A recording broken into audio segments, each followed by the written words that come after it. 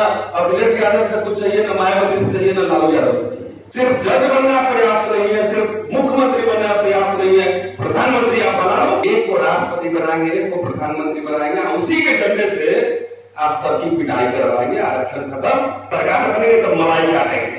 यहाँ पे न यूनिवर्सिटी है, न स्कूल है, न कॉलेज है, न रिसर्चर है, कुछ भी नहीं। हमें अभी गंभीर हिस्टोरियन की जरूरत है, क्योंकि बाबा साहब कहते थे कि जो अपना इतिहास नहीं जानता है वो गुलाम होता है समझता है। ये तानाशाही की ओर ले जाने वाला बात है। तो अभी 2 दिन से मैं सोया नहीं हूँ। 2 दिन से पटना से दिल्ली से पटना, पटना से वैशाली, वैशाली से जहानाबाद, गया, कुर्था होते हुए रात ट्रेन से आया, रात को सोया नहीं। कानपुर आया, कानपुर में एमएल मौर्य साहब है, वो लेकर आए हैं अभी, और बीच में 5 स्टार होटल में बहुत बढ़िया खाना भी खिलाए, तो थोड़ा सा एनर्जी आ गया।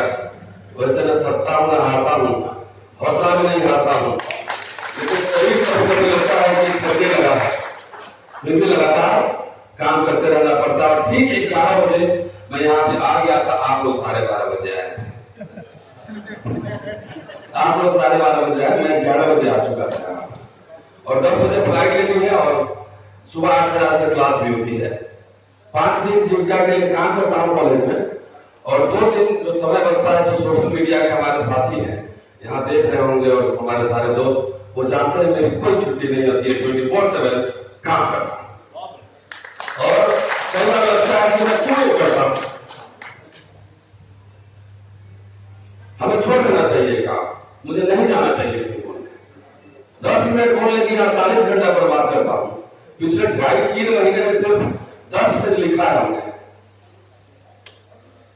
जो गंभीर काम है वो सफर करता है, तो 48 घंटे 10 मिनट के लिए क्यों बर्बाद करूं? उससे बेहतर है आर्टिकल लिखूं, किताब लिखूं, हजारों लाखों लोग पढ़ेंगे, और मेरे मरने के बाद वही मेरी राइटिंग्स मुझे जिंदा रखेगी। इसलिए ज्यादा गंभीर काम। बहुत सार्वजनिक बातें हुई, चंद्रभूषण जी, शंभू और तमाम साथी लोगों ने बहुत गंभीर बातें कही। मैं 2 क्वेश्चन बात करूंगा। एक, मूक नायक डॉक्टर अंबेडकर और जर्नलिज्म, और दूसरा, what is to be done. Baba Saheb ने कहा था भक्ति नहीं करना है, व्यक्ति पूजा नहीं करना है, कथा कहानी की बात नहीं करूंगा, मन की बात नहीं करूंगा, काम की बात करूंगा। अच्छा लगेगा तो जाके उसको प्रचार करना, नहीं अच्छा लगेगा छोड़ दीजिएगा। चंद्रभूषण जी ने बहुत अच्छी बातें की। जब अपने सीए नहीं बनाओगे, जब अपने इकोनॉमिक्स नहीं बनाओगे, तब खीरा चोर में जेल जाओगे, और हीरा चोर लंदन के 5 स्टार रिजॉर्ट में रहेगा और महंगा स्पर्श किएगा। ये बात क्यों है? हिस्टोरियन नहीं बनाओगे,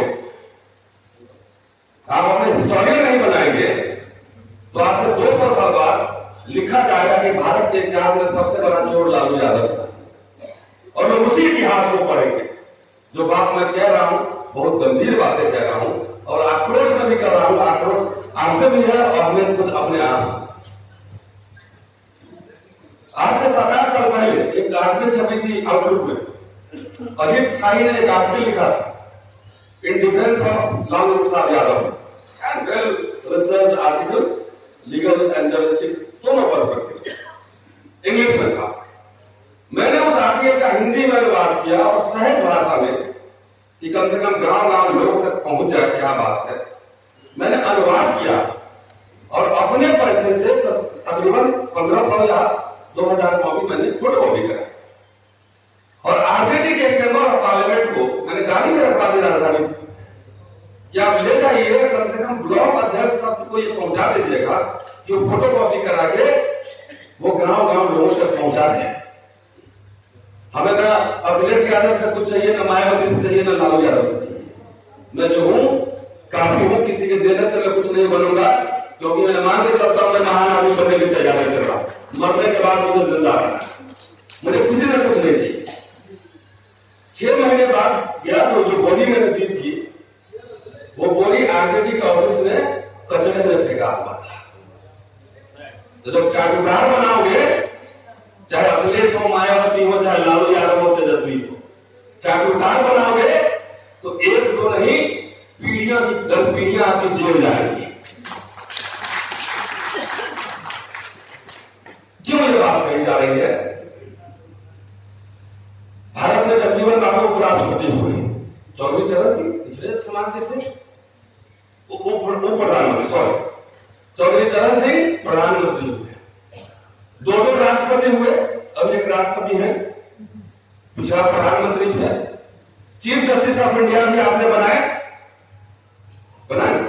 बने।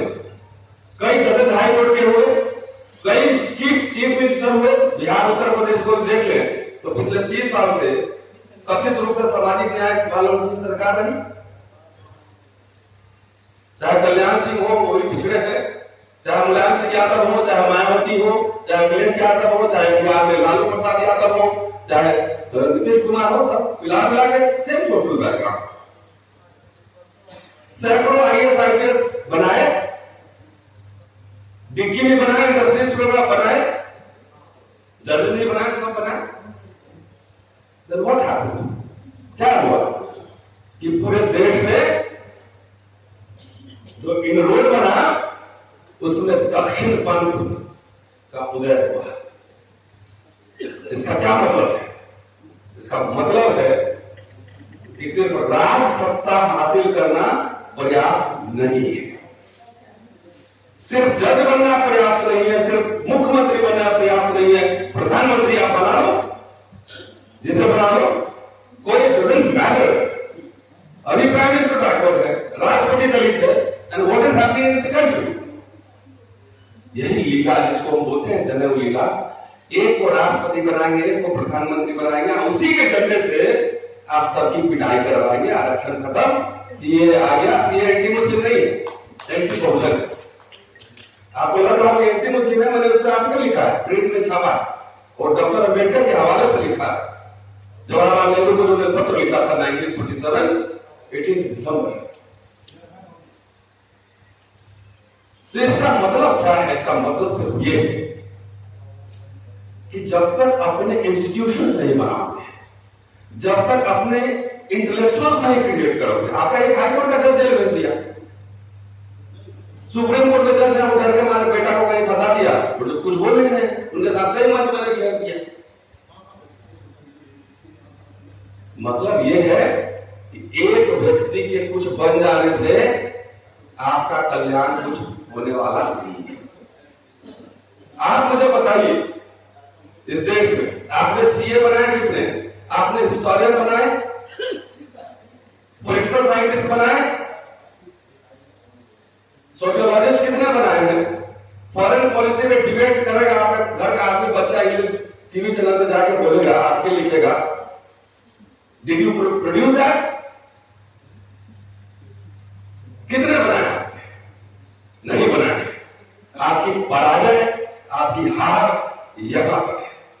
सब कहते हैं फातिमा जी को, सावित्रीबाई फुले और बाबा साहब शिक्षित बनो, शिक्षित बनो। शिक्षित बनो का मतलब यह नहीं था कि डिग्री लेकर नौकरी करना। शिक्षित बनने का मतलब था गुलामी और जो जंजीर है दास्ता की, उसको तोड़ना और बहुजन जमात को आगे लेकर जाना। तो बाबा साहब अकेले में लगभग जितना दे गए आप लोग पूरे देश को, महिलाओं को, महिला के इशू पर उन्होंने रिजाइन कर दिया मिनिस्ट्री से, पार्लियामेंट से, कि जितना दे के गए आप हजारों आईएएस आईपीएस जजेस, एमएलए, मिनिस्टर, क्या क्या मुख्यमंत्री बन के उसको बचा नहीं पाए। सब कुछ खत्म हो चुका है। किसी मुगालते कंफ्यूजन में मत रहिए। क्यों मैंने कहा कि हमें लगता है कि time, I am wasting my time, precious time. Baba Saheb को ही himself was a multidimensional, multilingual scholar. वो हिस्टोरियन थे, सोशियोलॉजिस्ट थे, इकोनॉमिस्ट थे, लॉयर थे, टीचर थे, जर्नलिस्ट थे, तमाम कुछ थे। आप अपना बेटा को बना रहे हो, अपना बेटा बेटी को बताओ क्या बना रहे हो? आप बना रहे हो मैनेजमेंट गुरु कि मेरा बेटा कलेक्टर बन जाए, आंदोलन तो करने का रतन लाल नहीं है, उधर शंभू बैठा हुआ है, टीवी पे दिखाएगा हम आंदोलन। कितने आपने रिसर्चर प्रोड्यूस किए? नहीं प्रोड्यूस किए। यहां पे आपकी पराजय है, इसलिए ये चर्चा, इंस्टीट्यूशन की चर्चा करना जरूरी है। पहले में मुझे लगता था, मैं इलेक्शन भी लड़ा हूं, लगता था कि एमपी बनेंगे तो कुछ हो जाएगा। मुझे लगता है कुछ नहीं होने जाएगा। हम ऑनेस्ट भी रहेंगे तब भी कुछ नहीं कर पाएंगे, खाली संसद में अकेले आवाज उठा सकते। क्योंकि जिसका समाज सोया रहता है या जिसका समाज आलसी होता है उसका नेता भी कुछ नहीं कर सकता। जो सड़क को कंट्रोल करता है वही संसद को कंट्रोल करेगा। आप बताइए, आज मैं बोलूं कि मैं जा रहा हूं लोकसभा चुनाव लड़ना, आप सब कूद कूद के आगे मेरे पास चल जाते हैं। मैं दावे के साथ कह रहा हूं, मैं अभी विधानसभा लड़ने जा रहा हूं, आप करोड़ों रुपया चंदा करेंगे, मैंने देखा। और नेता जब भी रतन लाल उधर से आ रहे हैं तो हमको 5 माला का कम पहनाओगे, एमएलए कोई आएगा ना यहाँ पे तो उसको 100 माला पहनाओगे, आप पांव छूओगे और नमस्ते सर करोगे, उसको पैसा भी दोगे, लेकिन हम हवाई जहाज का टिकट भेज दोगे, लेकिन आने जाने का टैक्सी का फेयर हमको नहीं दोगे। ये ग्राउंड रियलिटी है। मैं तो पूरा भारत घूमता हूँ शनिचर इतवार। ये ध्यान नहीं रखोगे कि वहां को नाश्ता किया कि नहीं, खाना खाएंगे, कैसे आएंगे, ये ध्यान नहीं रखोगे, नेता को पैसा देने जाओगे। ये समय इंट्रोस्पेक्शन का है। मैं आक्रोश में ये बात कर रहा हूं, इंट्रोस्पेक्शन का है कि नेता को पैसा क्यों देते हैं। इसलिए देते हैं कि ये हमारा ट्रांसफर पोस्टिंग कराने में मदद करेगा, सरकार बनेगी तो मलाई काटेगी, इसलिए नेता को पैसा देते, इसलिए पैसा देते हो कि 5 करोड़ का ठेका लेंगे, इसलिए पैसा देते हो उसको। ये रियलिटी है। लेकिन आपको ये पता नहीं है कि आपके ना यूनिवर्सिटी है, ना स्कूल है, ना कॉलेज है, ना रिसर्चर है, कुछ भी नहीं है। और इंटेलिजेंस ब्यूरो में कई सारे स्टूडेंट साथी आईपीएस ऑफिसर है और ब्यूरोक्रेसी में। जितना कमा के आप सोच रहे हो कि हम बचे रहेंगे, आई एम सॉरी, कबूतर रेत में आग चुबाले और सोचे कि बिल्ली नहीं खाएगी, तो ये प्रॉब्लम बिल्ली का नहीं कबूतर का है। तो आप सबके जितने जितने रखे हो फ्लैट और जितने बंगलों बनाए हो और जितने बैंक बैलेंस है, कहां है, सारे का आंकड़ा इंटेलिजेंस ब्यूरो के पास रहता है। इसीलिए बहुत हमारे नेता भी डर के बारे नहीं बोल रहे हैं। होता है उस सब रिपोर्ट के पास। अभी देखो छत्तीसगढ़ में भी कई जगह छापे पड़े, सारे रिपोर्ट होते हैं विनोद।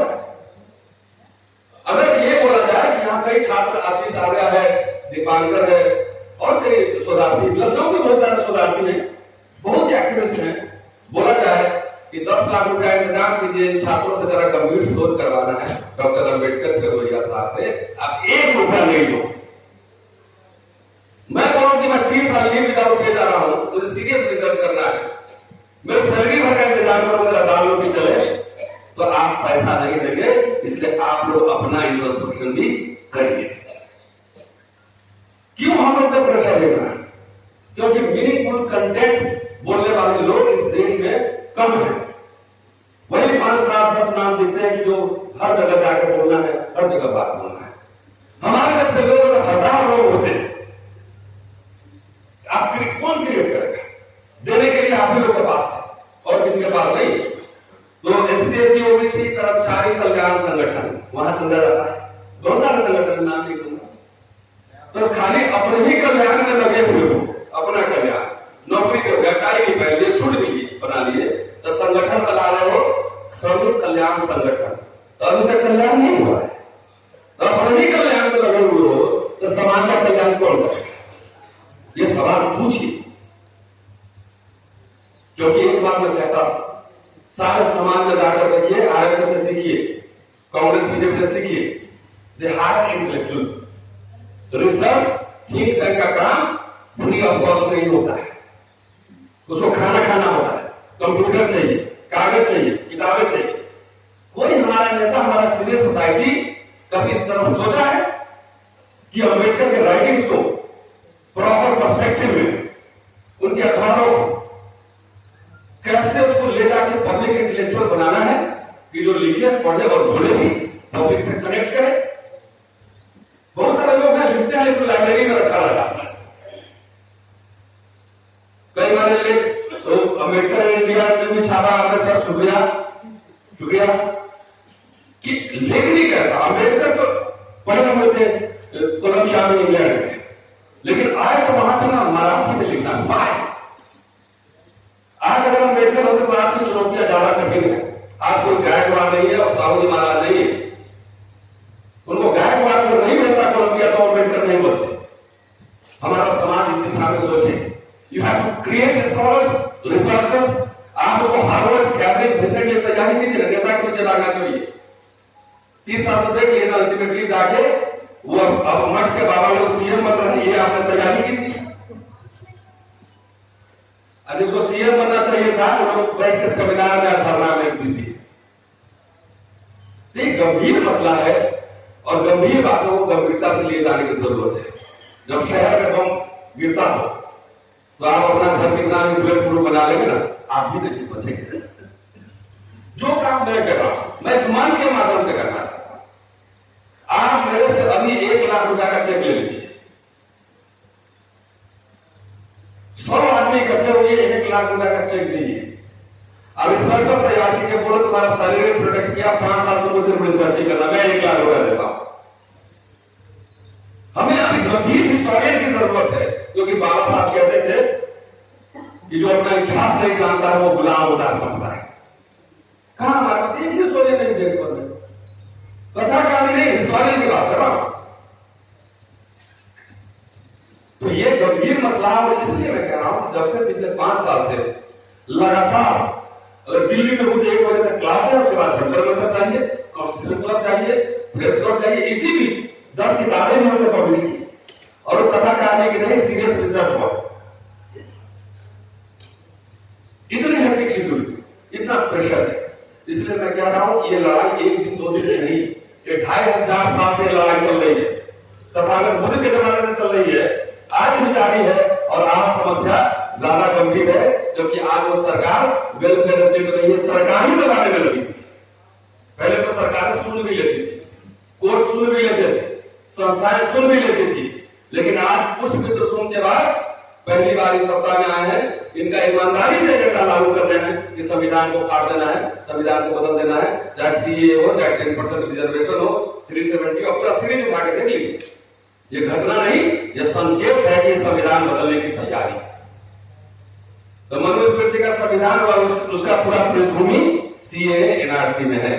ये नोटबंदी जैसे हुआ उसी तरह से वोटबंदी है, वोट खत्म तो सारे फंडामेंटल राइट्स खत्म, वोटिंग राइट्स खत्म, तो भारत में कोई जेल नहीं बनेगा। पूरे भारत के अंदर ही सब पूरे बहुजन को जेल बना दिया जाएगा। मजदूरी करो, मौलवी साहब है डंडा छीलो, पंचर लगाओ, याद रखिए तो दूध निकालो, और दलित भाई है तो जूता सियो और मजदूरी हो। ये होने वाला है,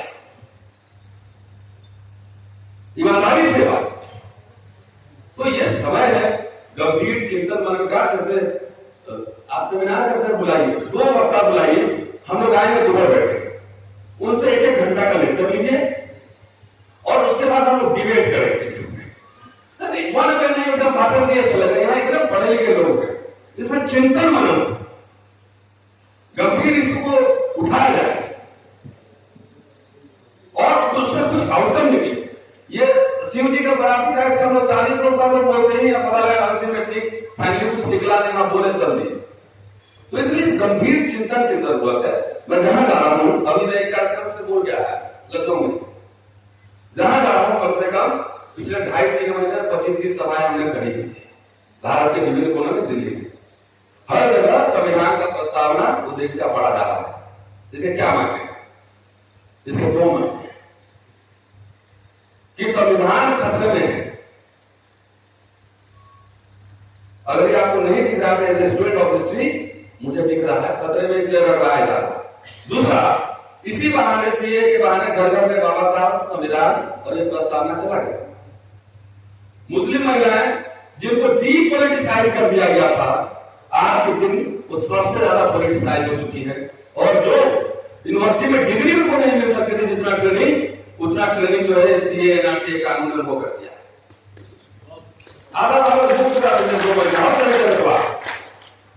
तो साथियों, मुझे लगता है आप लोगों को भूख भी लगी होगी।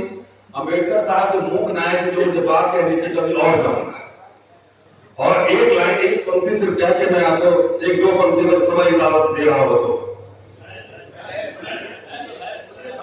कि मैंने गाजगी लिखा था कि अंबेडकर के जन्मदिन जितने उन्होंने निकाले थे चाहे वो मराठी साप्ताहिक मुक्न है, बहिष्कृत भारत, समता, जनता, हम शासक कौन बनेंगे, तमाम हमने लिखा। हमने कुछ नहीं निकाला है। जो विरासत उन्होंने छोड़ के गया था, काशीराम जी भी अखबार निकालते। जब वो उन्होंने अखबार निकाला तो एक खाली जो भारत का कैरेक्टर है समझने के लिए बता रहा हूं कि तिलक जो है, बाल गंगाधर तिलक केसरी अखबार निकालते थे। बाबा साहब ने पूरा विज्ञापन शुल्क के साथ उन्होंने केसरी को भेजा कि हमारा विज्ञापन छाप दिया जाए। बाल गंगाधर तिलक ने उस विज्ञापन को नहीं छापा। दूसरा कोट कर रहा हूं, डॉक्टर अंबेडकर ने लिखा कि ज्यादातर अधिकारी भ्रष्ट होते हैं, अधिकारी पुलिस मजिस्ट्रेट भ्रष्ट होते हैं।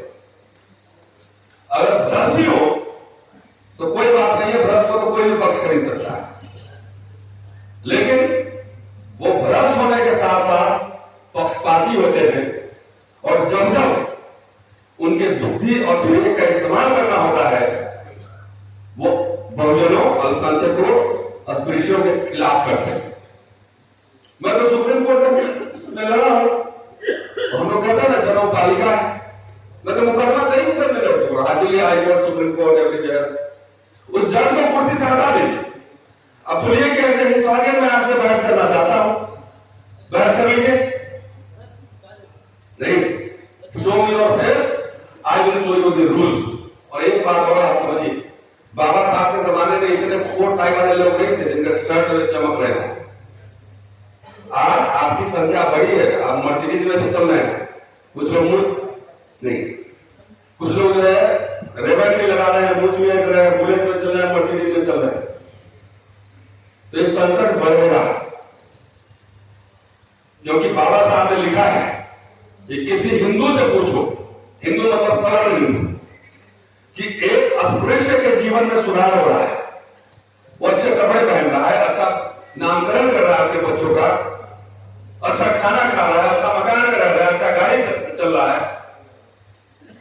तो आपको क्या प्रॉब्लम है? तो हिंदू बोलेगा कि जिसको आप सुधार कह रहे हैं ना, वो सुधार नहीं है, हमारे धर्म के खिलाफ विद्रोह है। तो इसलिए चाहे ऊना हो, चाहे रोहित बुंगला हो, चाहे दलित महिलाओं की बलात्कार और उसका अनुष्ठानिक वध होता है, वो क्यों किया जा रहा है? इसलिए किया जा रहा है कि एक को दिखाओ, वीडियो बनाओ, वायरल करो और उसके थ्रू पूरे समाज को टेरराइज करो। और वैसे लोग खुलेआम समाज में घूम रहे हैं, इसलिए घूम रहे हैं कि वो जानते हैं कि पुलिस भी हमारा, मजिस्ट्रेट भी हमारा, सिस्टम भी हमारा, कुछ होने वाला नहीं है। इसलिए सुभाष सिंह की हत्या करने वाले लोगों को माला पहना के स्वागत किया जा रहा है। साथियों, ये बहुत ही समझ लीजिए आज से 100 साल पहले का जो समय था उससे भी ज्यादा गंभीर समय है।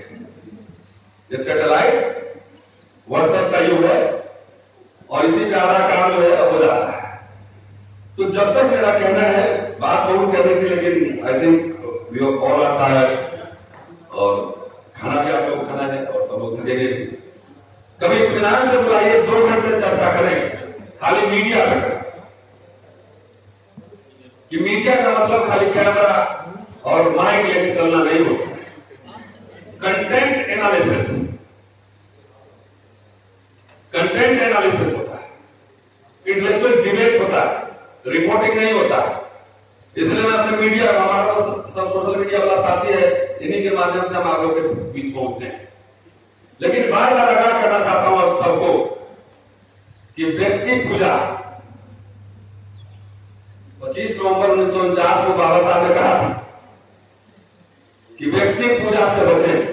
भक्ति में तो मुक्ति का मार्ग हो सकता है, कोट अनकोट मुक्ति, लेकिन राजनीति में निसंदेह ये तानाशाही की ओर ले जाने वाला मार्ग होता है।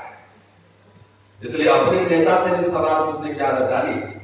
जब प्राइवेटाइजेशन हो रहा था पार्लियामेंट में, जब रोस्टर का आंदोलन चल रहा था, उस समय तुम्हारे मुंह में घी डला हुआ था। जब आरक्षण में हमले हो रहे हैं जुडिशियरी से, तो तुम्हारे मुंह में दही जमा हुआ है। हम तो वोट नहीं लेते, हम आपसे चंदा भी नहीं, मेरी कोई जिम्मेदारी नहीं कि हम लड़े, रोज लड़े अपनी नौकरी और जान दांव में लगा के।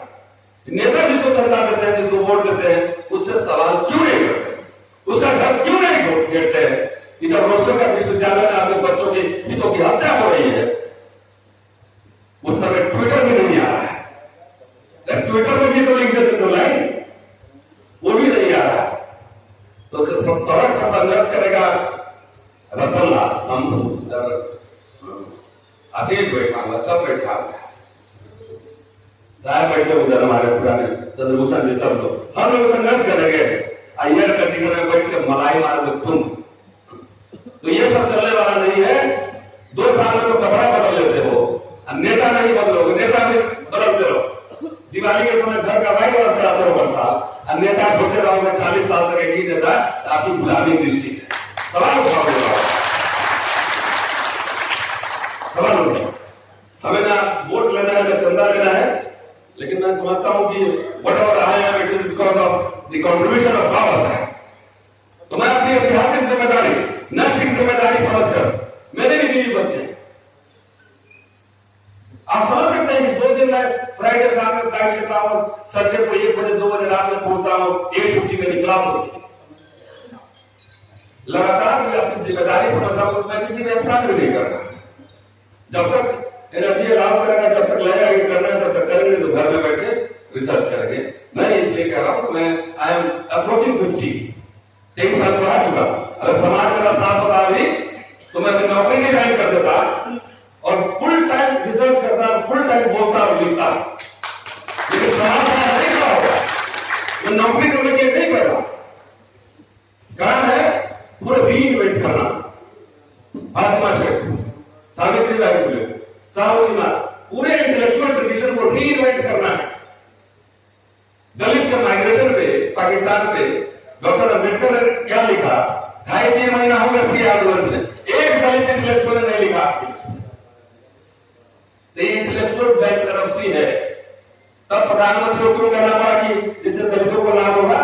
क्योंकि हम लोग सबसे ज्यादा मुखर उसमें लिख रहे हैं, उसे विरोध कर रहे हैं। सारे मिनिस्टर एमपी को लगा दिया कि जाके दलित सबको बोलो कि इससे लाभ होगा, लाभ होगा। कैसे लाभ होगा ये नहीं बताएंगे, तो हम भी कागज नहीं दिखाएंगे।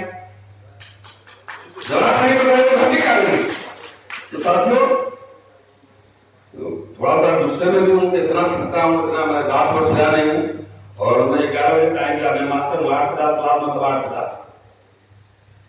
तो ये गंभीर मसला है और we need more and more Baba साहब।